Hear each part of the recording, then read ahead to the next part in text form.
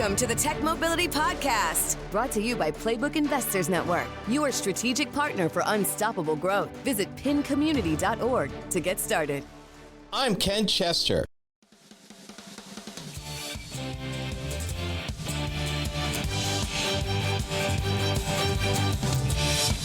It's time for the Tech Mobility Show with Ken Chester, your trusted source for news, insights, and perspective at the fast-moving intersection of mobility and technology.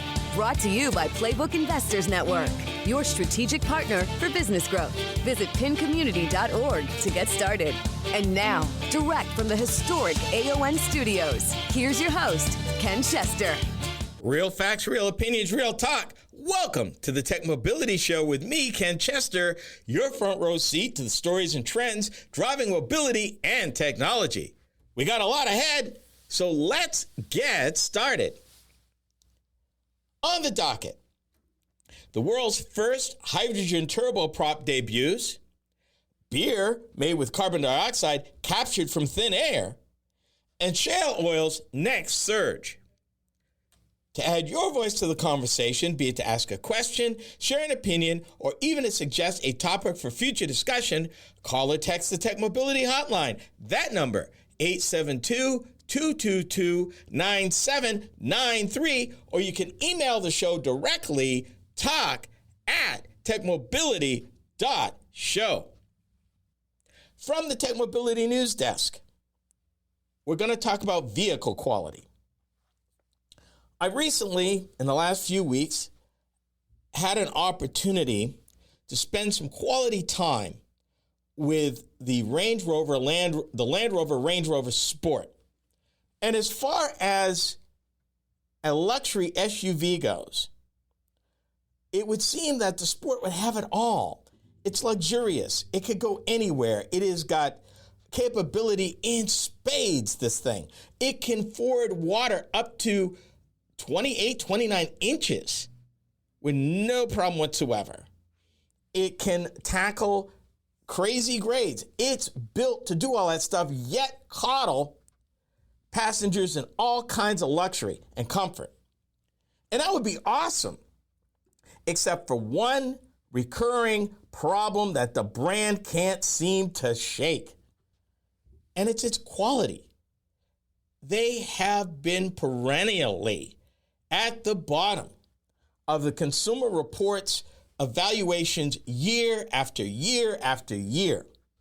And it would seem to me that somebody would get sick and tired of it at some point and spend the necessary money to make the necessary changes. You would think that, but that's not what's happening.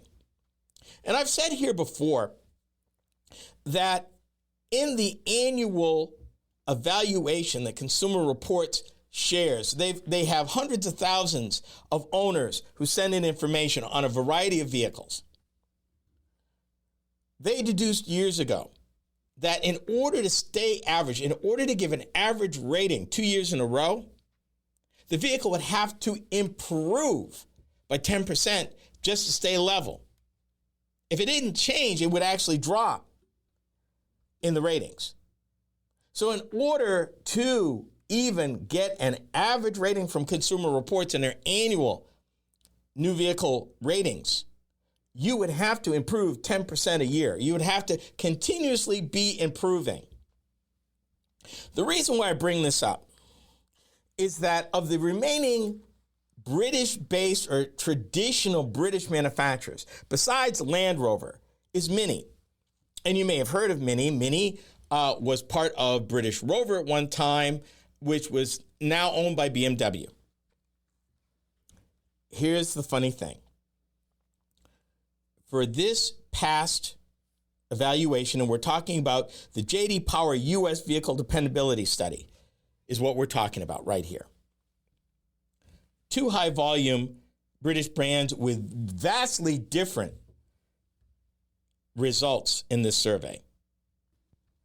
The least expensive Land Rover vehicle, the Range Rover Evoque, 50 grand, cost twice as much as the least expensive two-door Mini Cooper Oxford Edition.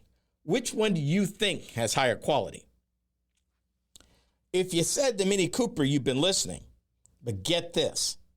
The Mini finished third behind Lexus, and here's a surprise, Buick. Very likely the highest ever showing for a British-made car. Land Rover, by comparison, still stuck in the muck near the bottom of the rankings. The same place it's been stalled for years. I don't get it. I don't get it. When you spend your hard-earned money and when you invest in an aspirational brand, I mean, after all, Land Rover's been around since 1948. You are expecting a vehicle, a premium vehicle, to yield a premium experience. And part of that premium experience is not just the bells and whistles, it's the quality. Folks of a certain age might remember a certain television manufacturer that always used to say the quality goes in before the name goes on. And that was Zenith. You would think in this hyper competitive world in the automotive industry that every single manufacturer would have quality first and foremost. Now, last week, we talked about Stellantis, and the previous company, as Chrysler Corporation, had always had a problem with quality. And I reported last week that Stellantis went out and hired 2,000 engineers. 2,000. Their number one concern, their only concern, not design, not fancy new things they can do, quality. Quality. That's what they're talking about, quality. They're recommitting to quality because they know at these price points, consumers ain't having it. The question you may ask, and it's the question I would ask, is, okay, it's not like this is Range Rover or Land Rover's first rodeo. What is the problem? What's the problem? Well, bear in mind that Jaguar and Land Rover are owned by the same folk. And at one time, are you ready for this? Used to be owned by the Ford Motor Company. Ford paid $2.5 billion for Jaguar in 1989. They spent that equivalent again over the next 15 years trying to turn it around. And then finally, they sold it. They sold it to an Indian company called Tata Motors, who owns these two brands. And right in the middle of everything right now, Jaguar went offline because they were taking their whole lineup to electric, and it was going to take about 9 months, 10 months, and they weren't making anything as they converted. And when you know it, right in the middle of all of this, on top of everything else they're dealing with, they got hacked and jammed them up for another 6 weeks. Well, they ain't going to do anything. It's like they couldn't catch a break. Couldn't catch a break. If that's not enough, their main plant where the Range Rovers are made was down until the middle of last month because of a supplier issue. So you got to ask yourself, there are automakers all around the world. Stellantis, Ford, General Motors, Toyota, Mercedes-Benz, BMW, Audi, Volkswagen. They all got to deal with the same pressures.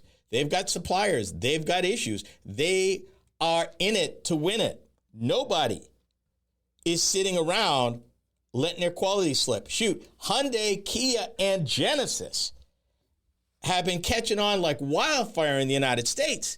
Part of that is they've been improving quality for the last 25 years. They've been working on it. And they're competitive. And throughout all of this crazy right now, until just very recently, their sales have been growing by double digits. I don't understand this. I don't. You would think that if I was going to ask you to invest $70, $80, $90, $100, $110, $120,000 to buy one of my vehicles, that quality is the minimum I would expect out of an aspirational quality brand. And it's something for years that seems to have bedeviled both Jaguar and Land Rover. I don't get it. I mean, it was a beautiful vehicle, drove great. I mean, it had all kinds of stuff. It was really modern. But would I part with almost $100,000 knowing that the quality is at the bottom of the list, that even mass market cars, shoot, Chevrolet has higher quality than a Land Rover? Let that sink in. Chevy Trax, they're entry level, better. The AEP 100 hydrogen turboprop engine completed a 16-minute flight. You are listening to the Tech Mobility Show.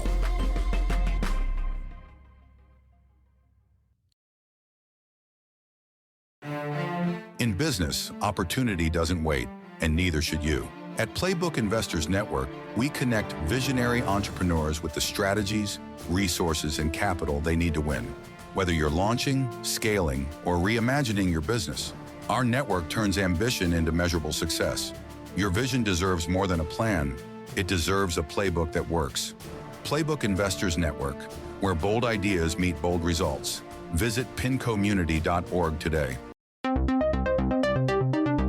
Are you tired of juggling multiple apps and platforms for meetings, webinars, and staying connected? Look no further than AONmeetings.com, the all-in-one browser-based platform that does it all. With AON Meetings, you can effortlessly communicate with clients, host virtual meetings and webinars, and stay in touch with family and friends, all in one place and for one price. Here's the best part. You can enjoy a 30-day free trial. It's time to simplify your life and boost your productivity. AONmeetings.com, where innovation meets connection. Get started today and revolutionize the way you communicate. To learn more about the Tech Mobility Show, start by visiting our website. I'm Ken Chester, host of the Tech Mobility Show. The website is a treasure trove of information about me and the show, as well as where to find it on the radio across the country. Keep up with the happenings at the Tech Mobility Show by visiting techmobility.show. You can also drop us a line at talk@techmobility.show. Every great business starts with a spark, but taking it to the next level takes strategy, connections, and capital. That's where Playbook Investors Network comes in.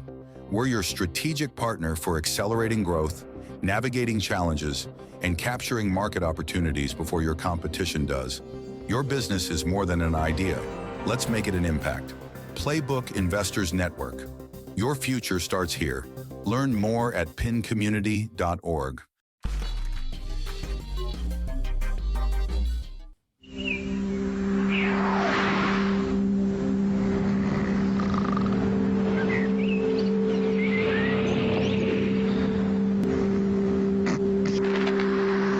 Nissan Sentra has a great deal of room, a very smooth ride, and a cabin that's so quiet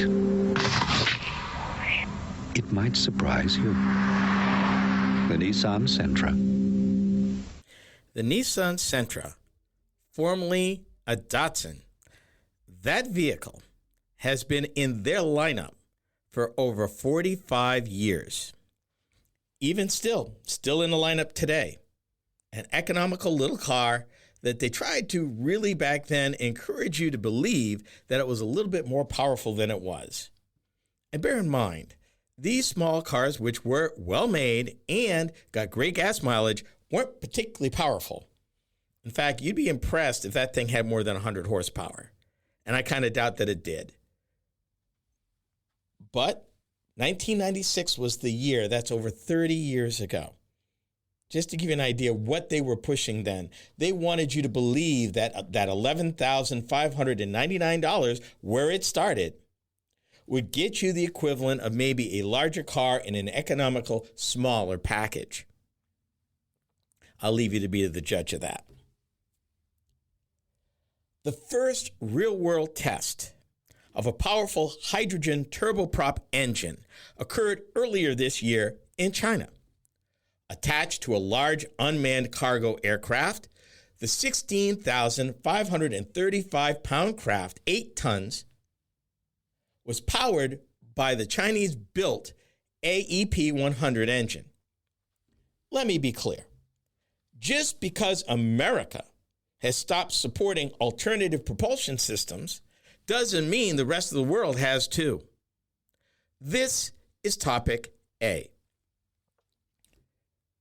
let me be plain here. Why am I even bringing this up? Who cares, right? Who cares about a hydrogen-powered turboprop engine? You should. Here's why. As long as you have an industry that is spending money to develop, expand, reach, get more efficient, there are knock-on benefits to inventions. Things that they learned in developing this, they'll be able to use in other industries even. This is not just refined to or confined to the commercial aircraft industry. Now, number one, notice we're talking about a turboprop, not a jet engine. Number two, what that means is if it's a turboprop and it's successful, and chances are they're going to use that like they did in the test for just cargo. Let's look at that for a minute. If you can find a way to operate a cargo craft for less money, because right now the cost of aviation fuel, superimpose on that, it could be autonomous. Now I've just lowered the cost of delivery. And with all the sensors and the fact that because of where we are in the world, we are forcing China to become self-reliant. That means all the sensors, all the technology, everything they would need to develop that is autonomous are going to be right there. And there will be synergies from all of this technology. Let me take you back. Let me give you context in the United States. During the period of the 1960s, when the U.S. was fully invested in putting a man on the moon by the end of the decade, there was a lot of development going on, a lot of basic research going on, a lot of things going on that as a result found their way into retail and commercial applications. Why? Because we invested the money and got the knock-on benefits of, hey, we invested that and we invented this. Oh, by the way, you can use it over here. That's materials and processes and procedures. The challenge is, and always has been, and I've seen it specifically in the auto industry, every time there's a recession, in the last 50 years, Detroit retrenches. First thing Detroit does is they stop spending research and development money. Second thing they do is then they pull back as best they can production. Then they start laying people off. Toyota, same situation. They don't lay people off. They'll get creative, but they keep them. They don't take their foot up from R&D expenses because they know that R&D is their way out. When the recession goes away, they will have continued to advance. You don't believe me? Let me take you back 20 years ago, United States. Right before the Great Recession, under Alan Mulally, at the Ford Motor Company, the Ford Motor Company borrowed $19 billion. They mortgaged everything, including their logo. Why?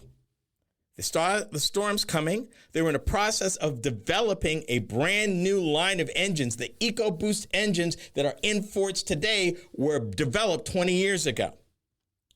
If Ford had taken their foot up, if Ford had delayed, if Ford hadn't spent that money,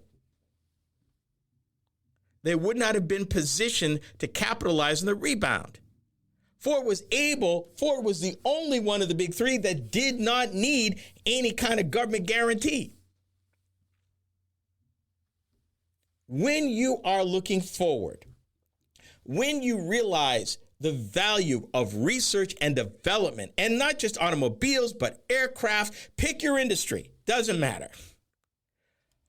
The winners every single time might cut everywhere else, but they'll never take their foot up off of research and development.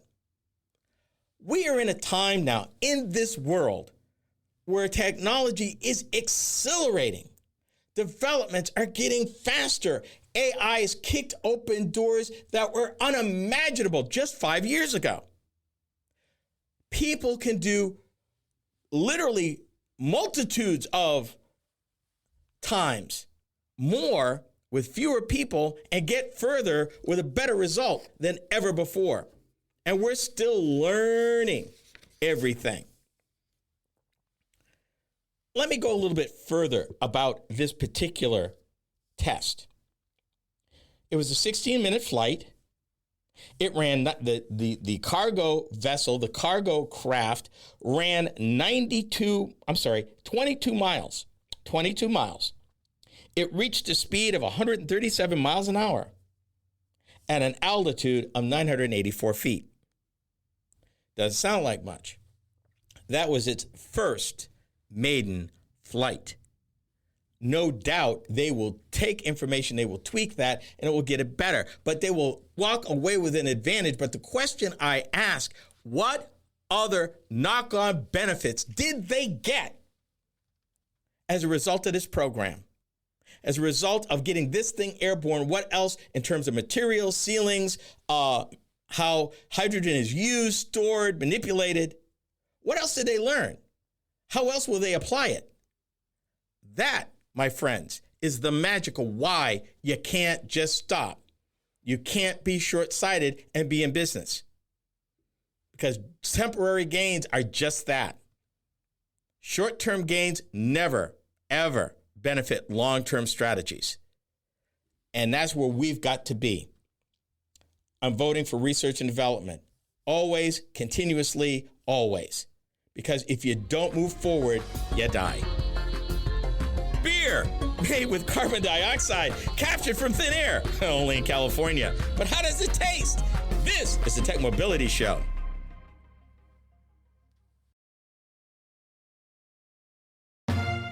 You've got the drive. You've got the vision. Now you need the right partner to make it happen.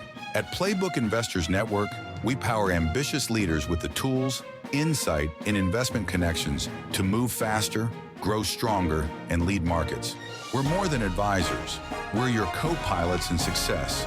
Because in business, standing still is not an option. Playbook Investors Network, fueling ambition, delivering results. Visit pincommunity.org. Did you know that Tech Mobility has a YouTube channel? Hi, I'm Ken Chester, host of the Tech Mobility Show. Each week, I upload a few short videos of some of the hot topics that I cover during my weekly radio program. I've designed these videos to be informative and entertaining. It's another way to keep up on current mobility and technology news and information. Be sure to watch, like, and subscribe to my channel. That's the Tech Mobility Show on YouTube. Check it out.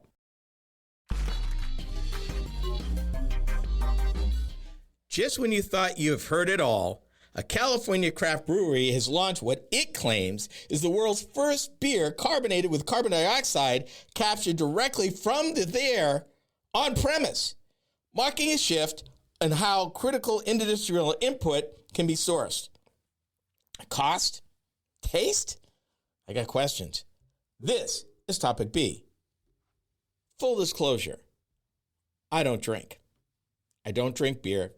Tried it once, did not like the taste. Sorry, just not my thing. But I couldn't walk past this. Right now, carbon dioxide is an important ingredient, not just in soft drinks, but in beer as well. And since typically CO2 is derived from other processes that are based in fossil fuels, obviously you can see where this is going. With the price of fossil fuels, feedstocks, whether it be crude oil or a derivative, a mid-range derivative that it gets it from, cost is an issue. What has been developed here, and I want to stress the fact that they are pulling CO2, carbon dioxide, from the air at the brewery. This is an on-site carbon capture setup. It's not getting piped. It's not getting from somewhere else. They're doing it right there. The name of the company is Air Capture, a company focused on direct air capture, and they partnered with Almanac Beer Company to debut, it's called Flow Clean Air Edition, or Flow CAE for short. This system sits inside of Almanac's brewery in Alameda, California, and it pulls CO2 from ambient air and refines it to beverage-grade quality before feeding it into the brewing process.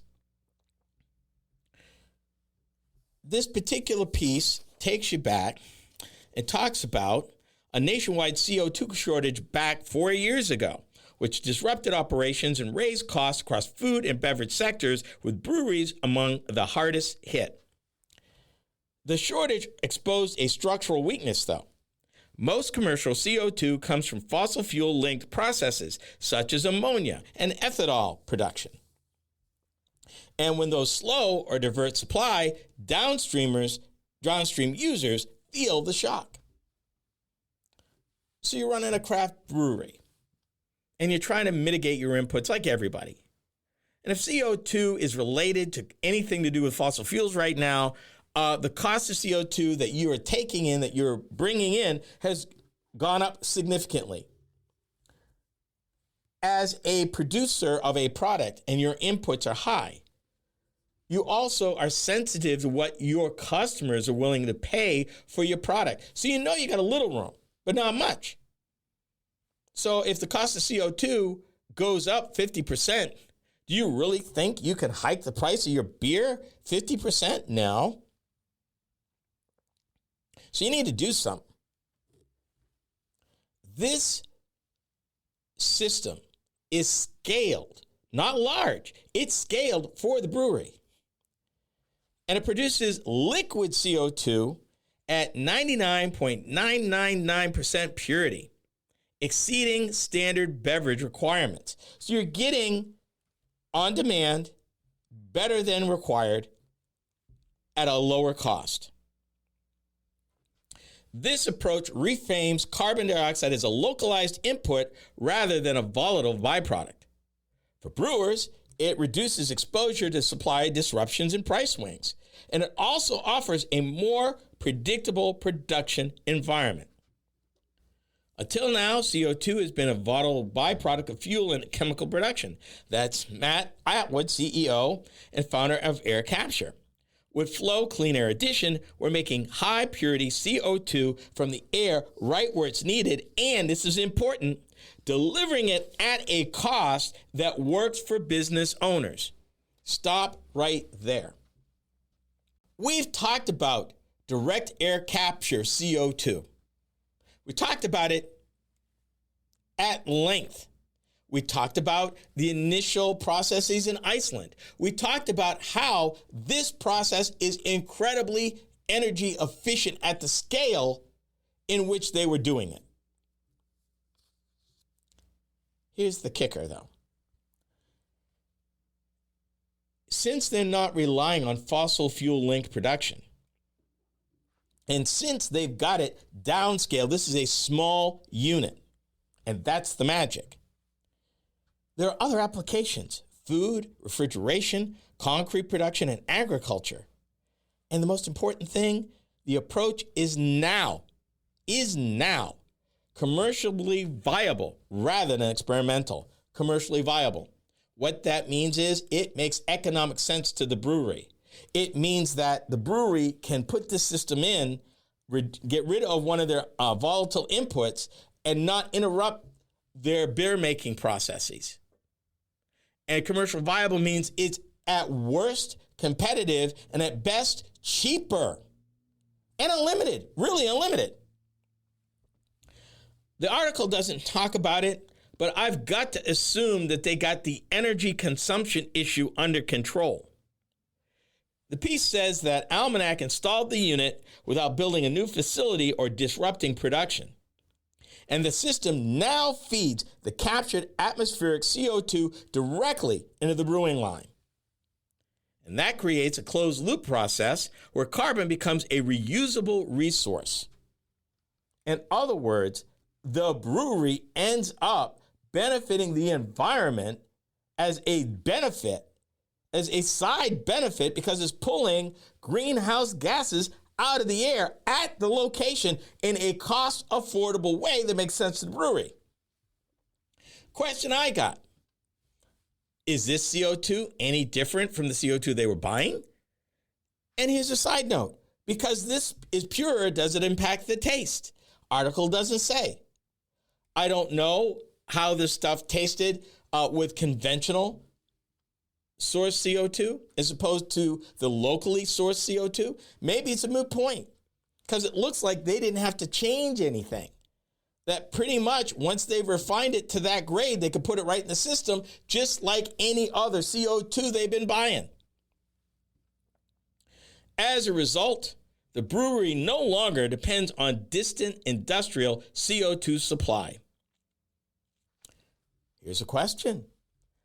Depending on their production, and I have no idea what their capacity is, could they also resell it locally? It's food for thought.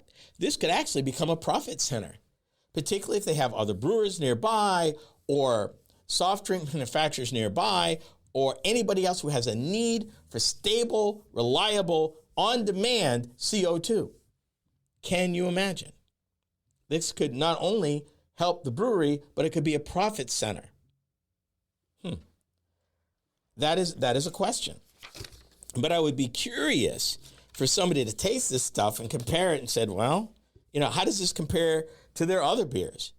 Do you even make a notice? They've made a big deal about where it's coming from, but at the end of the day, does it taste okay? Because you could be all this great stuff, but if beer don't taste good, nobody's buying it. Hard truth.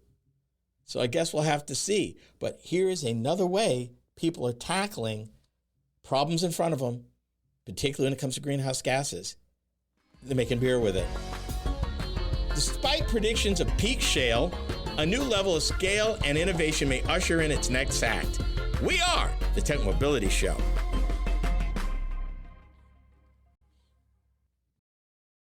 Are you tired of juggling multiple apps and platforms for meetings, webinars, and staying connected? Look no further than aonmeetings.com, the all-in-one browser-based platform that does it all. With AON Meetings, you can effortlessly communicate with clients, host virtual meetings and webinars, and stay in touch with family and friends, all in one place and for one price. Here's the best part. You can enjoy a 30-day free trial. It's time to simplify your life and boost your productivity. aonmeetings.com, where innovation meets connection. Get started today and revolutionize the way you communicate.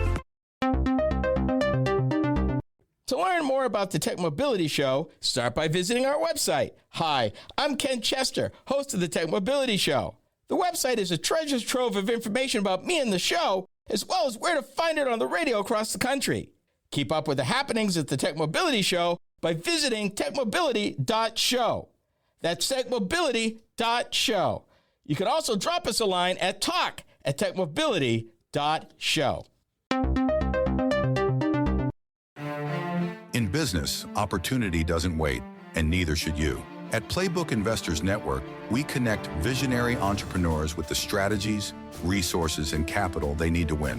Whether you're launching, scaling, or reimagining your business, our network turns ambition into measurable success.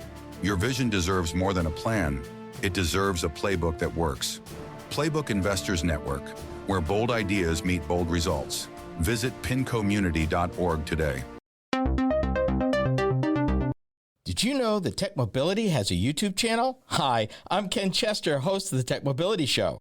Each week, I upload a few short videos of some of the hot topics that I cover during my weekly radio program. I've designed these videos to be informative and entertaining. It's another way to keep up on current mobility and technology news and information. Be sure to watch, like, and subscribe to my channel. That's the Tech Mobility Show on YouTube. Check it out.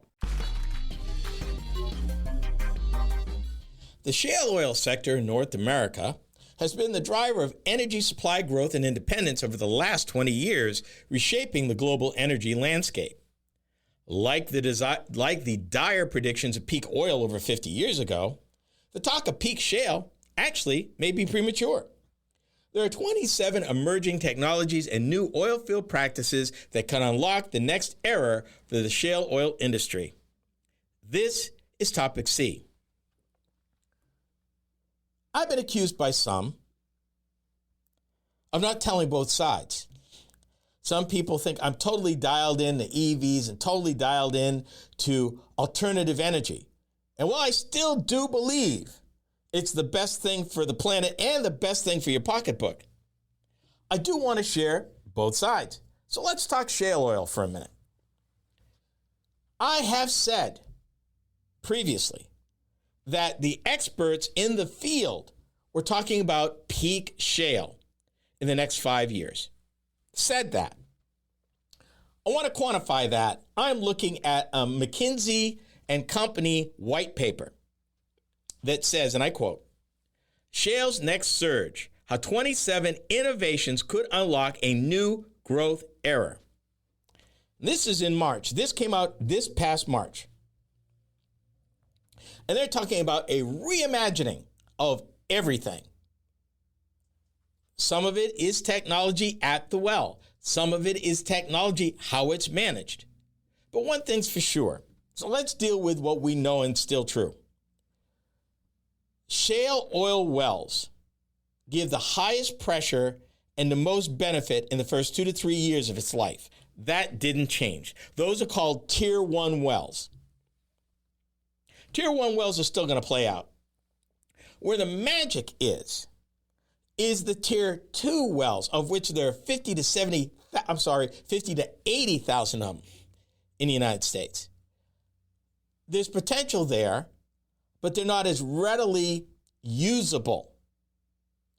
The technologies that this white paper talks about is talking about pretty much how to take those Tier 2s and apply technology in such a way that they will come up to Tier 1 standards.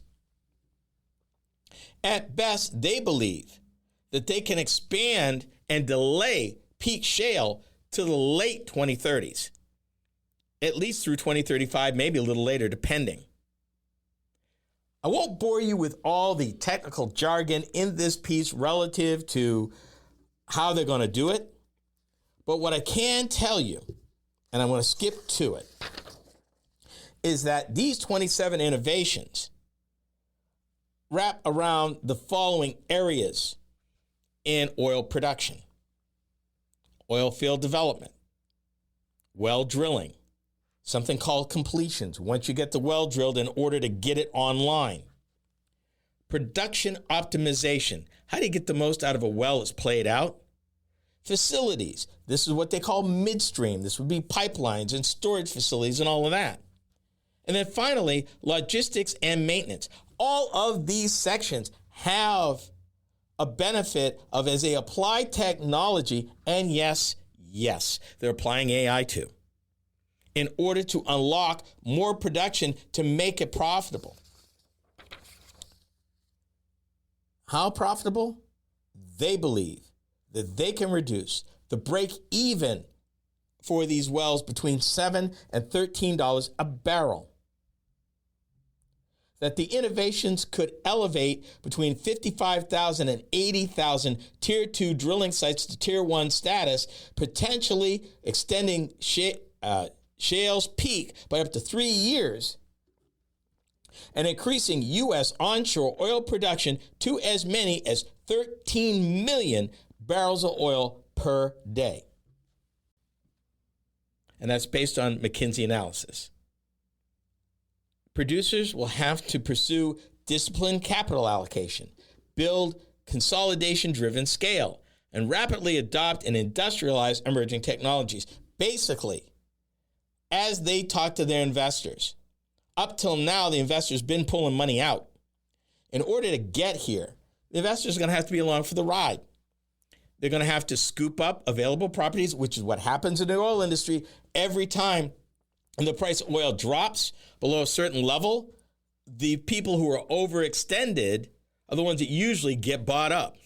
And usually it's a way for larger, better financed oil companies to buy capacity on the cheap, to buy additional rigs, to buy additional land, to buy a lot of other things that is less than market price. Because typically, if you're a wildcatter, you're operating on the edge, not just in what you bet where you're going to drill, but how you finance your business. Usually they are probably the most capital thin of the whole operation. There's a part in here for refiners too, and the problem is we've been closing refineries around the country, not opening, closing them. There's also issues where it talks about the need for additional pipelines. Well, that's fine too, but most Americans have a not in my backyard mentality when it comes to this. And if you go back 10 to 15 years, there was a big to-do when the oil industry started shipping oil by train. You know, where you had unit unit trains like you would see in the Midwest for grain. You were seeing them for oil. And about 25 years ago, a major one derailed in a small Canadian town and basically wiped the town off the map. So people were really concerned about that. You might also remember the Keystone Pipeline and all the drama it went through to try to get that built. You may also know, if you're living in the Midwest, the upper Midwest, there's a carbon capture pipeline trying to get built. It's not going well.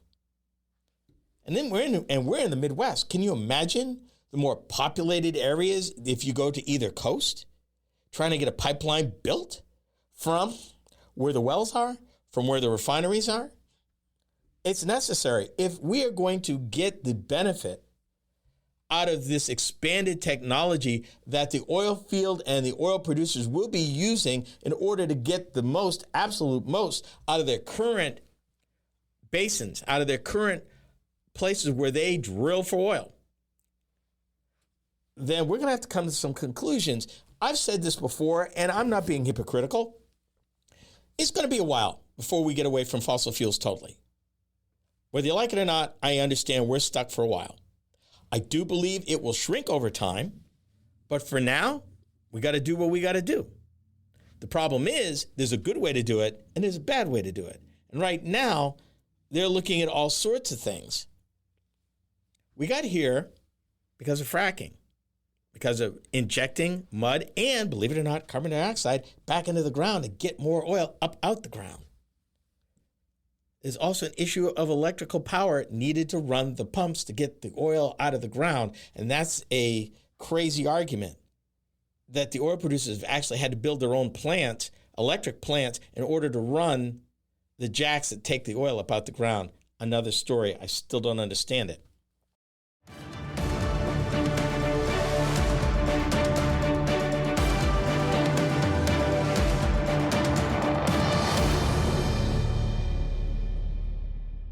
This is the Tech Mobility Podcast.